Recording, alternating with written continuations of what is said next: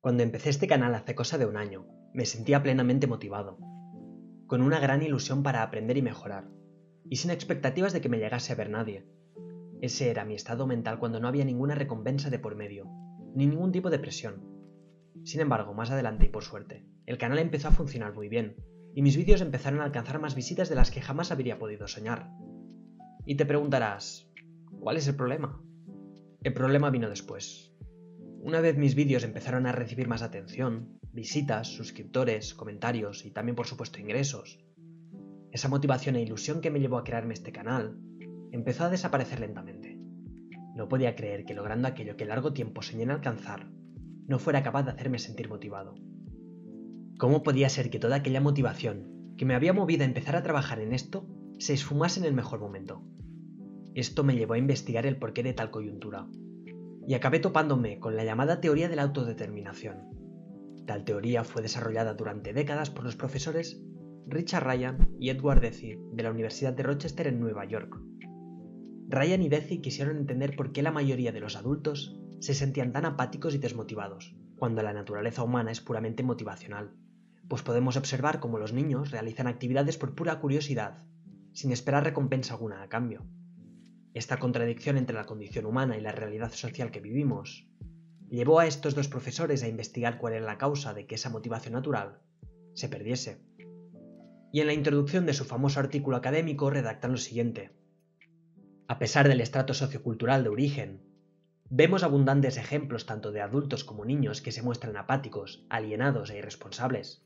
Ese funcionamiento humano, para nada óptimo, no solo puede observarse en las clínicas psicológicas, sino también de entre los millones de personas que pasan un montón de horas cada día viendo la televisión, chavales que permanecen con la mirada perdida desde el fondo de sus clases, o adultos que esperan impacientemente la llegada del fin de semana mientras llevan a cabo sus trabajos. Aquellas tendencias proactivas y positivas de la naturaleza humana no aparecen en nuestra sociedad. Y esto fue escrito en el año 2000, pues con todos los avances tecnológicos podríamos decir que el problema ha incluso ido a peor. Por ello en este vídeo me he propuesto mostraros todo lo que he logrado aprender sobre la motivación basándome en la teoría de la autodeterminación. Así que sin más preámbulos, vamos a ello. La motivación verdadera y duradera es la motivación intrínseca. Esta es aquella con la que nacemos las personas, la que nos produce un estado de satisfacción y la que en gran medida nos ha llevado al desarrollo de la humanidad. Sin embargo, esta ha sido socavada por el condicionamiento social. En su artículo, Ryan y Deci proponen que para recuperar ese estado de motivación intrínseca se deben cumplir tres ingredientes: la competencia, la autonomía y la conexión. La competencia se refiere a la capacidad del individuo para realizar cualquier actividad. Si la actividad que realiza se encuentra muy por encima o por debajo de sus capacidades, verá cómo su motivación intrínseca disminuirá. Por tanto, sentirse competente es un pilar fundamental para la motivación. En segundo lugar, la autonomía se refiere al sentimiento de que determinada acción se está realizando por voluntad propia y no por una obligación o recompensa externa. Un individuo que no depende económicamente de nadie se sentirá más motivado intrínsecamente que el contrario. De esa manera, el primero será capaz de experimentar una motivación intrínseca. Y por último, la conexión se refiere a la necesidad de sentirse conectado o de tener un sentimiento de pertenencia, ya sea un padre que se preocupa activamente por la actividad de su hijo, o un profesor que se preocupa de verdad por el aprendizaje de su estudiante. En un estudio del año 1975, Deci vio de forma repetida cómo la introducción de recompensas externas provocaba un descenso de la motivación intrínseca. Hubo mucha controversia alrededor de este tema, pero finalmente en 1999, un estudio mucho más profundo demostró que de hecho, todas aquellas recompensas tangibles contingentes a la actividad realizada socavaban la motivación intrínseca del individuo.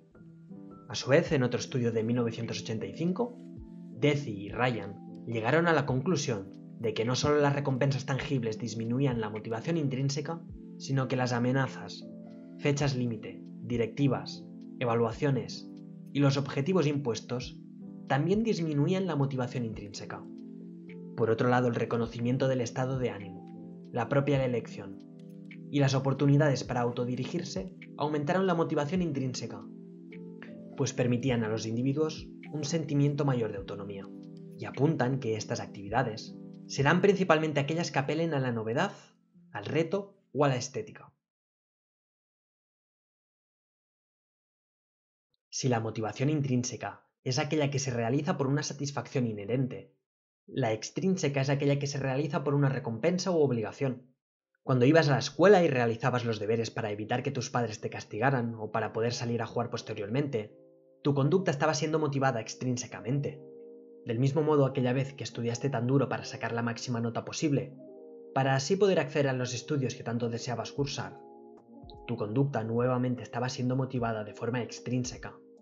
Sin embargo, en el segundo caso existía un mayor nivel de autonomía que en el primero, pues Ryan y Deci determinaron que existe cierto nivel de autonomía igualmente en las motivaciones extrínsecas. En el segundo caso, también existe un componente clave, pues cuando un chaval quiere sacar la máxima nota para estudiar una carrera determinada, no está disfrutando de la tarea en sí, sino del valor percibido de aquello que logrará. En este caso puede ser estudiar una determinada carrera. Y aquí entra el factor clave que descubrieron Ryan y Deci como principal culpable de la desaparición de la motivación intrínseca: el condicionamiento social. Y escriben lo siguiente acerca del mismo. De hecho, muchas de las actividades que realiza la gente no son, estrictamente hablando, intrínsecamente motivadas, especialmente después de la infancia temprana, cuando la libertad de actuar, según la motivación intrínseca, se ve reducida por las presiones sociales de hacer actividades que no son útiles y al asumir una serie de responsabilidades.